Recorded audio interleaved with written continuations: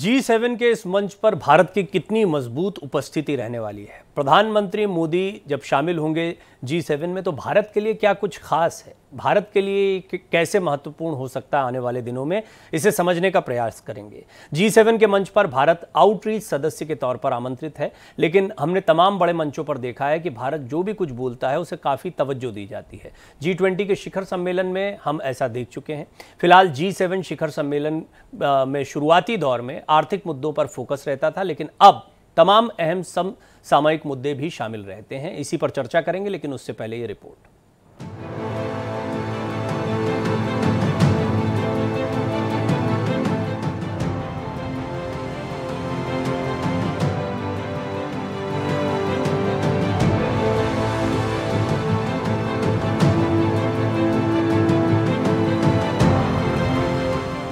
प्रधानमंत्री नरेंद्र मोदी तीसरे कार्यकाल में अपना पहला विदेशी दौरा इटली का कर रहे हैं और मंच भी बेहद बड़ा। इटली में आयोजित G7 के 50वें शिखर सम्मेलन में भारत आउटरीच देश के तौर पर शामिल हो रहा है। दरअसल G7 7 देशों का एक समूह है। America, Britain, France, Italy, Germany, Canada और जापान। वहीं यूरोपीय संघ अतिरिक्त सदस्य है। इटली के अपुलिया क्षेत्र के बोर्गो एग्नाजिया के रिसोर्ट में गुरुवार से शनिवार तक आयोजित हो रहे इस G7 के शिखर सम्मेलन में इंडो पैसिफिक, अफ्रीका, जलवायु परिवर्तन, पर्यावरण, शरणार्थी समस्या, आर्टिफिशियल इंटेलिजेंस मुद्दे फोकस में रहने वाले हैं। आर्थिक मुद्दों पर अपने शुरुआती फोकस से G7 धीरे धीरे शांति और सुरक्षा, आतंकवाद विरोधी, विकास, शिक्षा, स्वास्थ्य, पर्यावरण और जलवायु परिवर्तन समेत तमाम मुद्दों के लिए एक मंच बन गया है। भारत के लिहाज से मंच बेहद खास है। भारत इस सम्मेलन में 11वीं बार शिरकत कर रहा है। वहीं पीएम मोदी लगातार 5वीं बार इस सम्मेलन में भाग ले रहे हैं। जाहिर है, भारत की नियमित भागीदारी वैश्विक चुनौतियों से निपटने के लिए भारत के प्रयासों की बढ़ती मान्यता को बयां कर रही है। वहीं पीएम मोदी शिखर सम्मेलन के इतर इटली की प्रधानमंत्री जॉर्जिया मेलोनी के साथ द्विपक्षीय बैठक कर सकते हैं। वहीं पीएम मोदी अमेरिका समेत कई अन्य देशों के साथ भी द्विपक्षीय बैठक भी कर सकते हैं। Bureau report, Bharat express. अंतर्राष्ट्रीय संबंध बहुत महत्वपूर्ण होते हैं और इस तरह की जो बैठकें होती हैं दुनिया के तमाम देशों के लिए बड़ी अहम है। भारत के लिए क्या कुछ निकल कर आ सकता है, इस पर एक पूरा पैनल मेरे साथ जुड़ेगा और मेरे साथ इस वक्त डॉक्टर निशाकांत ओझा जी, जो कि फॉरेन अफेयर्स के एक्सपर्ट हैं, वो जुड़ चुके हैं। डॉक्टर ओझा, सबसे पहले मैं आपका भारत एक्सप्रेस पर स्वागत करता हूं और पहला सवाल तो यही है, क्योंकि सामान्य लोग ये जानते हैं कि प्रधानमंत्री इटली गए हैं, इटली में G7 का सम्मेलन चल रहा है, बड़ी महत्वपूर्ण बैठक होगी। भारत के लिहाज से वो भी तब जबकि आप स्पेशल इनवाइटी हैं या आपको बुलाया गया है वहां पर, G7 से क्या कुछ निकल कर आ सकता है? हमारा फोकस किन चीजों पर है? G7 एक इम्पॉर्टेंट क्या कर सकते फोरम है और एक इम्पॉर्टेंट बॉडी है जहां पर इंडिया का एक तरह से जो एब्सेंस है उसको खत्म करना बहुत जरूरी हो गया है आज के समय में। इसलिए इंडिया को किसी भी तरह से अपने आप को उस ग्रुप के अंदर इंटरवीन करना है। शुरू में जैसे 2014 में रशिया और चाइना भी थे, लेकिन उनको एक्सपेल कर दिया गया था। तो ये बेसिकली एक डेवलप्ड कंट्रीज का एक ग्रुप है जो बेसिकली आपस में इनकी बॉन्डिंग सिनर्जीज रहती है और they are working on different parameters, different agendas पे काम करते हैं। जहां तक पहले तो ये बेसिकली एनर्जीज और इकोनॉमी और इन सब रीजन्स पे काम करता था, लेकिन अब क्या, क्योंकि डायनेमिक्स चेंज हुए, जियोपॉलिटिकल स्फीयर एकदम चेंज हो गया, वे दो ग्रुप्स बन गए, तो उन्होंने इसको इनवलाइज किया और अब इसके अंदर artificial intelligence, terrorism, narcotics, counterfeiting, money laundering जैसे कई और नेशनल सिक्योरिटी जैसे कई एजेंडास इसके अंदर गैम्बेट के अंदर आ गए। जहां तक अगर हम बात कर रहे थे इंडिया का जो एब्सेंस था G7 कंट्रीज में, वो बेसिकली एक कुछ पैरामीटर्स थे जिनकी वजह से इंडिया उस ग्रुप के अंदर नहीं जा पाया था। जैसे लिमिटेड इनोवेशन था, एक तरह से इकोनॉमिक अपॉर्चुनिटीज भी उस तरह से टैली नहीं हो पा रही थी G7 कंट्रीज के साथ। जियोपॉलिटिकल इम्बैलेंस था, इंडिया को हमेशा न्यूट्रल फेस पे देखा जाता था, ये नहीं देखा जाता था कि किसके साथ चलेंगे, जो कि एक तरीके से प्रिंसिपली अगर देखा जाए तो ये हमारे लिए बहुत ये बड़ी इंपॉर्टेंट बात है डॉक्टर निशाकांत जी। मैं जरा दर्शकों को भी समझा दूं, जो दर्शक देख रहे हैं वो ये समझ लें कि G7 के हम सदस्य नहीं हैं, स्थायी सदस्य नहीं हैं। और मैं जब पत्रकारिता की शुरुआत की पिछले 20-25 साल से सुनता आया हूं कि सिक्योरिटी काउंसिल एक बहुत बड़ी चीज है जिसमें हमारी स्थायी सदस्यता को लेकर लगातार संघर्ष रहे थे, और ये G7 बहुत ही क्रीम कंट्रीज हैं। अगर आप इसको देखेंगे तो यहां पर भारत सदस्य बने, इसके लिए जो अर्हताएं, एलिजिबिलिटी क्राइटेरिया, उसकी बात डॉक्टर निशाकांत ओझा जी कर रहे हैं। डॉक्टर साहब, ये जरूर बताएं कि हाल के दिनों में भारत ने अंतर्राष्ट्रीय स्तर पर अपनी स्थिति को हर लिहाज से मजबूत किया। आज हम कहां स्टैंड करते हैं और अभी भी कौन कौन सी कमियां हैं कि हम यहां सदस्य बन पाए या हमारी एंट्री हो पाए?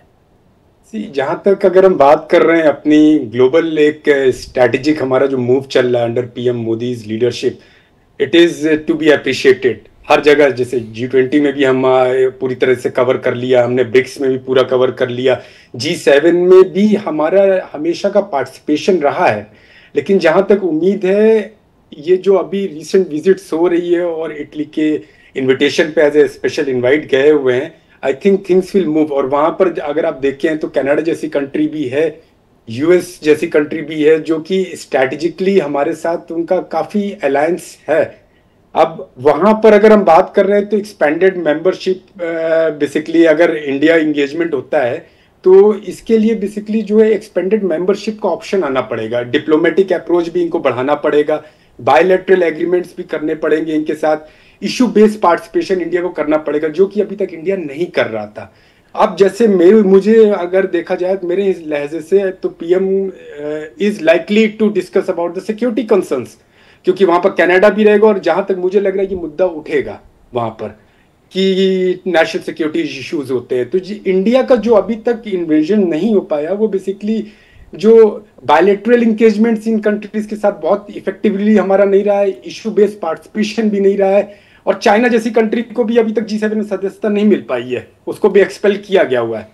तो इंडिया जिस तरह से कर रहा है, मुझे लग रहा है कि ये बेसिकली इनको अपने लिए G7 का सबसे एक महान मतलब एक यूएसपी अगर आप देखें इस ग्रुप की, तो ये हमेशा एक निश एरिया और एक स्ट्रैटेजिक एजेंडा पे काम करता है, या मींस एक इनोवेशंस, एक ऐसी इनोवेशंस जिसपे बेसिकली इन कंट्रीज को काफी यू कैन से लेवरेज मिलता है और उनका ट्रेड बढ़ता है, उनका इन्फ्लुएंस बढ़ता है, उनका एक्सेस बढ़ता है ग्लोबल रिसोर्सेज में, जो कि इंडिया की तरफ से अभी मिसिंग है। लेकिन अभी जैसे आर्टिफिशियल इंटेलिजेंस को भी जोड़ा गया और इंडिया काफी अपने आप को आगे उस पर ले जा रहा है। जहां तक नेशनल सिक्योरिटी की बात करें, और मिडिल ईस्ट, फार ईस्ट एशियन कंट्रीज में हमारा पूरा तरीके से प्रोलिफिकेट हो चुका है, हमने कवर कर रखा है, और ग्लोबल गवर्नेंस भी एक तरह से हमारा कंसर्न बन चुका है। ये नहीं कि हम इंडिया हैं तो सिर्फ इंडिया के बारे में सोच रहे हैं या नेबरिंग कंट्रीज की बात सोच रहे हैं। अगर आज आप इंडिया की बात करते हैं तो India is in a position to talk about Ukraine, he is in a position to talk about US, he is able to talk. बिल्कुल ठीक है। और जब इस तरह के कोई इश्यूज होते हैं तो बड़े बड़े देश जो हैं हमारी तरफ इस निगाह से देखते हैं कि हम किसके साथ स्टैंड कर रहे हैं।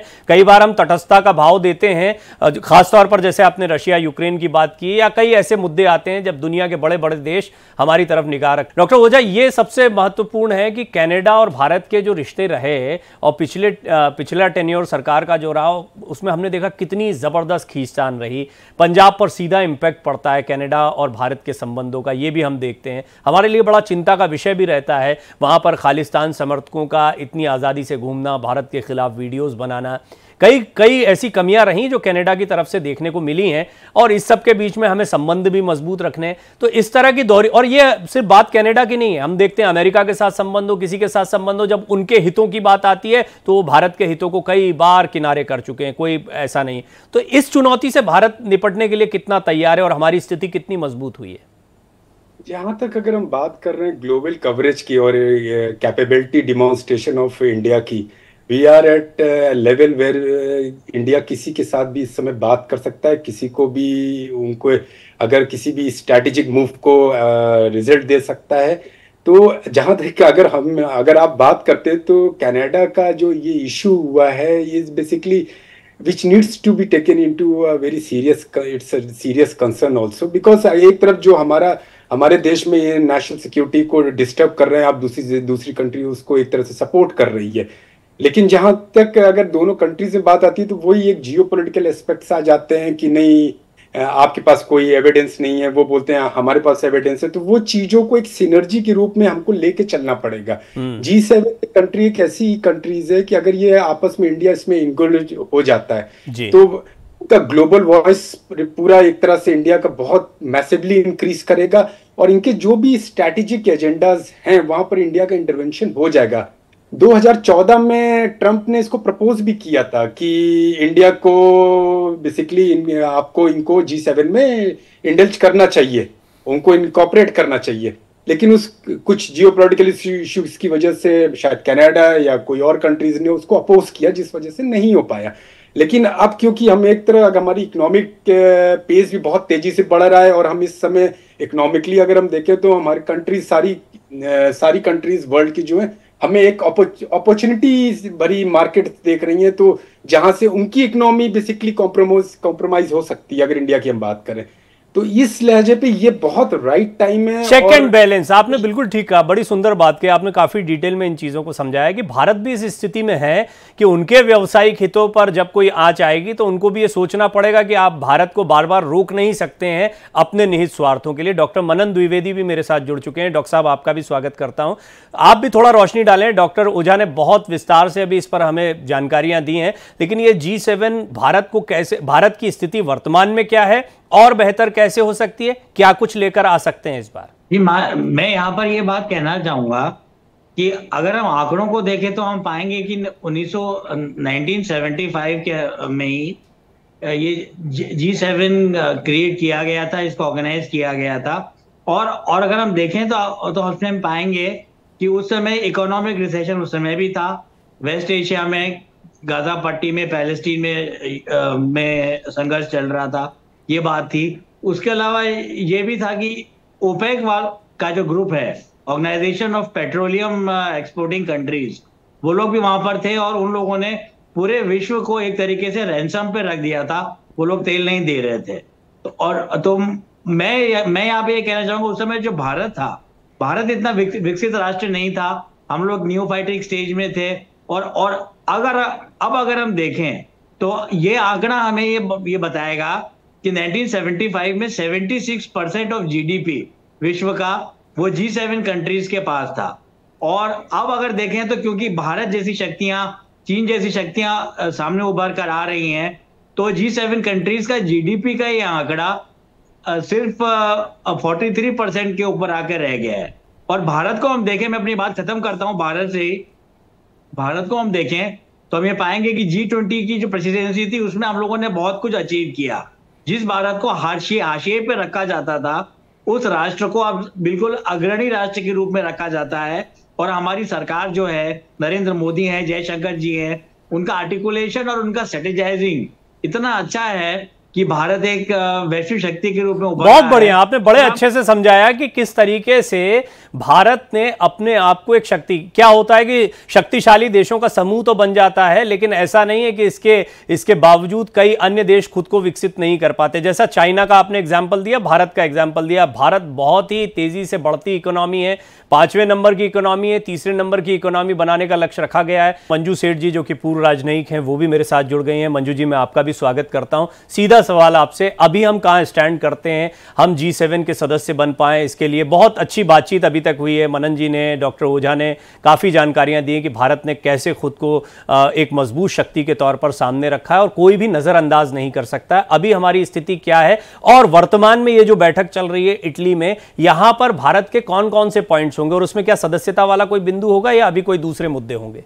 हाँ, जो मीटिंग चल रही है अभी G7 की, जिसमें प्रधानमंत्री जी जिसके लिए रवाना हो चुके हैं, ये एक मीटिंग, और जो इंडिया वहां पे जाएगा वो एक outreach partner along with other countries invited है। तो ये मुद्दे जो होंगे वो ये आर्टिफिशियल इंटेलिजेंस के होंगे, और जो वॉर चल रहे हैं दोनों, हमास वॉर और हमास इजराइल की वॉर, और यूक्रेन और रशिया की वॉर, जी, रशिया की वॉर। लेकिन जहां तक इंडिया का सवाल है, मुझे लगता है कि अभी सदस्यता की बात शायद ना हो। चाहे इंडिया का जो इकोनॉमिक जो हेस्ट है वो बहुत ऊंचा है इस वक्त, and we are doing very well, fastest growing economy है हम इस वक्त, लेकिन जो इस पे एजेंडा पे है, मुझे नहीं लगता कि G7 एक काइंड ऑफ क्लोज्ड क्लब कह सकते हैं आप। आसानी से वो किसी और को अंदर भी लेंगे नहीं, जैसे UN में भी हम देख रहे हैं वो आसानी से P5 जो है वो भी नहीं अंदर आने देना चाहते किसी नई सदस्य को। तो अभी तो नहीं होगा, लेकिन ये वाली मीटिंग इसलिए अहम है, एक तो ये G20 के बाद लास्ट ईयर जो इंडिया में हुआ था जो बहुत ही सक्सेसफुल मानी जाती है, तो उसके बाद ये हो रहा था, उसके जो वहां पे मुद्दे उभरे थे उन पे भी बात होगी। आर्टिफिशियल इंटेलिजेंस एक ऐसा सब्जेक्ट है जो हर एक कंट्री को अफेक्ट करता है, हर एक देश को, हर एक इंसान को। पर रेगुलेशन की बात वहां भी उठी थी G20 में भी, और मुझे उम्मीद है यहाँ भी एड्रेस करेंगे इसको, और जरूर कोई ना कोई इसका समाधान निकालेंगे कि इसको कैसे रेगुलेट किया जाए, क्योंकि बहुत ही डेंजरस क्या कहें एक थ्रेट है। आने वाले समय में अगर रेगुलराइज नहीं किया जाता, कंट्रोल नहीं किया जाता है तो उसको, बिल्कुल ठीक कह रही हैं आप। ये एक बहुत महत्वपूर्ण मुद्दा है। डॉक्टर ओझा के साथ हमने बातचीत की शुरुआत की थी, काफ़ी जानकारियां उन्होंने दी है इस सम्मेलन के बारे में। जी, पूर्णिमा जी भी मेरे साथ जुड़ गई हैं एक बार फिर, जियो पॉलिटिकल एक्सपर्ट हैं। पूर्णिमा जी, अगर आप मुझे सुन पा रही हैं तो मैं आपसे ज़रूर जानना चाहूँगा आपका टेक भी, जैसा अभी मंजू जी ने भी बताया है कि यहाँ पर बहुत सारे मुद्दे हैं जो पहले से तय होंगे, जिन पर बातचीत होगी, चाहे वो आर्टिफिशियल इंटेलिजेंस हो या कुछ, लेकिन भारत के लिहाज से कोई ऐसे मुद्दे हैं जिनको आप सोचती हैं, खासतौर पर तब जब कनाडा भारत आमने सामने यहाँ पर हो सकते हैं, मुलाकात हो सकती है, या फिर थर्ड इकोनॉमी बनाने की, दुनिया में सबसे बड़ी इकोनॉमी बनाने का जो प्रयास चल रहा, उसको कुछ ऐसा है जो भारत को लेकर स्पेसिफिक हो यहाँ पर? देखिए, am I audible this time? Yes. Okay, wonderful. Thank you so much for having me. Dr. Praveen, the first thing that मैं ये बोलना चाहूँगी कि G7, G8 था जिसमें रशिया भी शामिल थे, बट 2014 के बाद क्रीमिया के इंसिडेंट के बाद रशिया को उसमें से हटाया गया है, और I would actually say that it's actually perfect time India को इस G7 में शामिल करना बहुत ज़रूरी है। Obviously India is emerging as quite a powerful player in this multipolar the universe at this point of time. और जैसे shift हो रहा है in terms of ideas and what needs to be done, terrorism and national security is quite important. आपको पता ही है कि recent few last months में कनाडा के साथ इंडिया का बहुत कश्मकश चल रहा है उनका, in terms of Khalistani issues and national sovereignty issues and separatism and terrorism. I think this is something that has to be picked up. Obviously it was part of G20 and all Quad and conversations including with the technological collaborations and climate change and stuff like that. So मुझे लगता है कि national security is quite important and India is a powerful player at this point of time. मुझे नहीं लगता कोई भी country India को अभी इग्नोर कर सकते हैं। at the same time जब इंडिया 7.3%, 7.8% रेट में ग्रो हो रहा है और थर्ड लार्जेस्ट इकोनॉमी बन जाएंगे pretty soon, और बनने नहीं देंगे इंडिया को, because there are powerful players against Indian economy, Indian peace. अभी 3 दिन नहीं हुआ, बॉर्डर में ऑलरेडी टेरर अटैक शुरू हो चुका है, 3 दिन में 3 अटैक हो चुका है, and we have the way I look at it from a perspective of America, with India has enemies internally. So I mean India not just have external enemies but also internal enemies which are quite dangerous for the growth of the country. आप यहाँ पे बैठ के बोल सकते हो कि third largest economy बन जाएगा, लेकिन बनेगा कैसे अगर पीस ही नहीं है जैसे पहले हम देखे हैं। So I think peace is quite important and terrorism has to be taken into consideration given the fact that 3 दिन नहीं हुआ स्वेरिंग इन की ऑलरेडी। बिल्कुल ठीक आपने कहा, और 3 बड़े अटैक्स हो गए हैं, और खास तौर पर कनाडा की बात हम कर रहे थे, मंजू जी से भी इस पर बात हुई। ये बहुत ही महत्वपूर्ण मुद्दा है कि खालिस्तान समर्थक अगर कनाडा में पनाह पाते हैं, वहाँ पर कुछ वीडियोस जारी करते हैं, भारत में अस्थिरता का माहौल बनाने की कोशिश करते हैं, तो ये चिंता का विषय है और भारत इसका पुरजोर विरोध करेगा। लेकिन वही कनाडा अगर मजबूती से G7 में है, जैसा डॉक्टर ओझा ने शुरुआत में बताया था, वो इस तरह से विरोध करते हैं, तो फिर इस चेक बैलेंस को बनाना बड़ा ज़रूरी हो जाता है। डॉक्टर ओझा, इस पर मैं आपकी टिप्पणी जरूर चाहूंगा कि दो तरीके से, यहां मांगने से कुछ नहीं होता, यहां मांगने वाली बात नहीं, अपनी ताकत दिखानी पड़ती है, अपनी जगह बनानी पड़ती है। और भारत में अभी तक बड़ी सुंदर चर्चा है, मुझे ये समझ में आया कि भारत बहुत तेजी से अपनी जगह दुनिया में बना रहा है और G7 में भी बनाने के लिए प्रयासरत है। यहां पर किसी के भरोसे नहीं रहना है। तो कौन कौन से वो पॉइंट्स होंगे जो आप आने वाले दिनों में देखते हैं जिसमें भारत और बेहतर करेगा, ताकि इन देशों की भी मजबूरी हो, चाहे जितने ताकतवर देश हों, कि वो भारत को नजरअंदाज कर ही ना पाए? बता देना चाह रहा हूं कि ये जो G7 बनाया गया था, ये वेस्टर्न ओरिएंटेड फोरम था, तो ये वेस्टर्न कंट्रीज के लिए है। लेकिन क्योंकि इकोनॉमी इंडिया की इतनी फास्ट मूविंग है कि हर देश की एक तरह से लास्ट माइल डिपेंडेंसी इंडिया के ऊपर पड़ जाएगी, तो उनको किसी ना किसी रूप में इंडिया को अपने साथ लेना पड़ेगा। जहां तक इंडिया की अगर हम बात करें तो India directly as a member इसमें नहीं जा सकता, लेकिन मुझे ऐसा लग रहा है कि इस बार पूरी कोशिश इनको इस तरह करनी चाहिए कि एज एन ऑब्जर्वर का स्टेटस मिल जाए। जब ऑब्जर्वर का स्टेटस मिल जाता है तो एटलीस्ट आपके जो इश्यूज हैं you can raise in that. ये थोड़ा सा फर्क भी समझा दीजिए, ऑब्जर्वर, सदस्य और फिर स्पेशल इनवाइट, थोड़ा सा दर्शकों को फर्क भी समझाइए। स्पेशल इनवाइट बेसिकली क्या होता है कि अगर कोई एक्सपर्ट है या किसी तरह से किसी देश में कोई ताल्लुकात अच्छे हैं या किसी को आप बहुत ज्यादा इंपॉर्टेंस आपके लिए रखते हैं, तो आप एज एन स्पेशल इनवाइट, जो कि अपने who basically is very strategically important for you, तो स्पेशल गेस्ट तो एक तरह से स्पेशल इनवाइट ही उनको बोला जाता है। और एक परमानेंट सदस्यता होती है जो कि बेसिकली सारे वोटिंग राइट्स होते हैं और वो हर चीज में बिना उसके कोई भी आप डिसीजन नहीं ले सकते इस ग्रुप में। एक होता है ऑब्जर्वर का जो कि बाहर से रहता है ऑब्जर्वर, लेकिन उसके पास वोटिंग राइट नहीं होते हैं, लेकिन वो हर तरीके से इन्वॉल्वमेंट उसकी रहती है हर इश्यूज में।